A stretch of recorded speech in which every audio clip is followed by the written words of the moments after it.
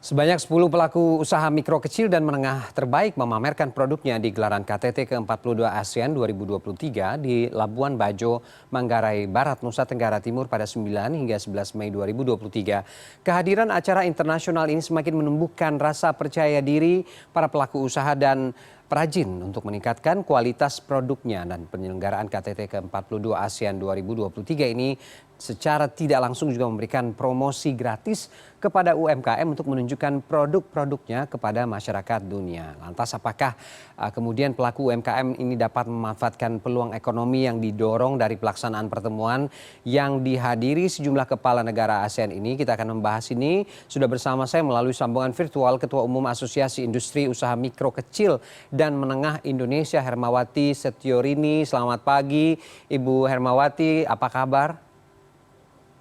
Baik, selamat pagi Mas Ferdi. Ya, baik. Terima kasih Ibu sudah bergabung. Kita cukup bangga begitu ya, produk-produk UMKM mendapat tempat, semakin percaya diri. Apa catatan Anda dengan situasi yang kemarin itu? Ya, kondisi selama ini, apalagi dalam posisi ASEAN itu sangat berdampak sekali terhadap UMKM. Apapun produknya, baik itu kuliner, handicraft, terus termasuk jasa transportasi, jasa penginapan, itu sangat berdampak secara signifikan. Dan saya sebagai Ketua Umum sangat menyambut gembira dengan kondisi yang kenaikan atas marketnya dari pelaku UMKM. Itu sih Mas, karena dampaknya luar biasa, tidak hanya melulu dari Labuan Bajo, tapi juga di luar daerah, termasuk tumbler yang untuk souvenirnya juga diorder dari Jepara kan. Jadi dampaknya merata sih sebenarnya untuk UMKM. Apakah kemudian Anda melihat juga bahwa pelaku UMKM, perajin UMKM ini bisa memanfaatkan peluang ekonomi dari acara-acara atau event-event pertemuan seperti KTT ASEAN kemarin? Nah, ini pengalaman dari yang sebelumnya, dari G20 pun sebenarnya UMKM sudah pintar dalam mengambil peluang yang diadakan event-event pemerintah untuk event internasional. Tinggal pemerintah nanti tetap harus membina, meningkatkan SDM para UMKM di Indonesia. Karena ini peluang yang sangat besar, selain dari produk juga bisa memperkenalkan budaya, pariwisata. Harusnya sih memang SDM-nya juga harus tetap ditingkatkan. Oke. Bu Herma, kalau tadi di VT sebelumnya satu pengrajin itu juga bisa menjual begitu ya hingga 800 produknya begitu. Ini kita ingin berbicara soal estimasi. Kira-kira berapa estimasi perputaran uang dari KTT ASEAN 2023 di Labuan Bajo kemarin khususnya untuk produk-produk dan perajin UMKM ini, Bu Herma? Wah, itu mungkin yang bisa menghitung adalah dari panitia ya di sana. Tapi kalau melihat dari satu, tidak hanya masalah souvenir, tapi juga tekstil, terus makanan, itu mungkin juga ratusan miliar perputaran ekonomi di selama event itu. Menurut saya itu karena luar biasa. Saya juga ada anggota juga terlibat juga di sana gitu. Oke. Sangat besar sih Mas, kayaknya bisa ratusan miliar itu kalau memang di total semua, termasuk makanan ya, belum termasuk jasa hotel. Karena kan juga ada hotel-hotel kecil juga yang dipakai, terus transportasi untuk laut itu juga kepakai juga kan.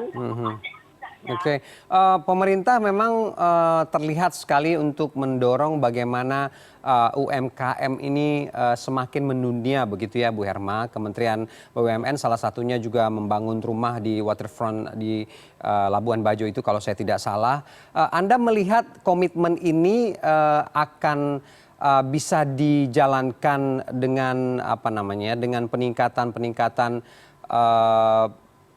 prospektif terhadap produk-produk ini hingga semakin dikenal hingga masyarakat dunia, atau seperti apa Anda melihat ini? Kalau saya sih yakin ya, UMKM kita ini kan sekarang sudah terpacu untuk berdaya saing sebenarnya. Banyak produk-produk yang kalau dulu kan orang mencari souvenir biasanya akan mencari ke negara Cina kan. Tapi jangan salah, UMKM itu banyak sekali di Indonesia yang memang kualitasnya lebih bagus gitu. Jadi itu yang menjadi dunia tertarik dengan produk-produk UMKM di Indonesia. Tinggal ya nanti pembinaannya, jadi tidak melulu di UMKM yang itu saja, tapi juga melebar ke UMKM yang lainnya. Oke, pembinaan seperti apa yang Anda rasa belum cukup untuk kemudian membuat seluruh sektor ini juga tersentuh dan bisa terlibat langsung dalam beberapa event-event yang kelasnya mendunia di Indonesia ini secara umum, Bu Herma? Untuk menjadi berdaya saing itu kan tidak melulu dengan produk yang bagus kan, tapi juga legalitas. Jadi harus ada bantuan untuk legalitas dari UMKM itu dipermudah.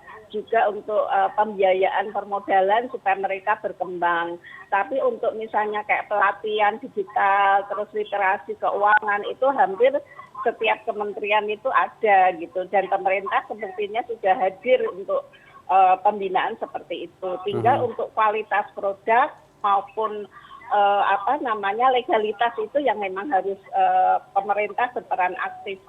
Menurut saya itu, karena kenapa tidak bisa terserap banyak, karena kebanyakan UMKM itu legalitasnya mereka kesulitan, Mas Ferdi. Artinya dalam proses birokrasi begitu, Bu Herma? Iya, karena persyaratan pasti kalau mereka masuk di event seperti itu kan legalnya harus misalnya punya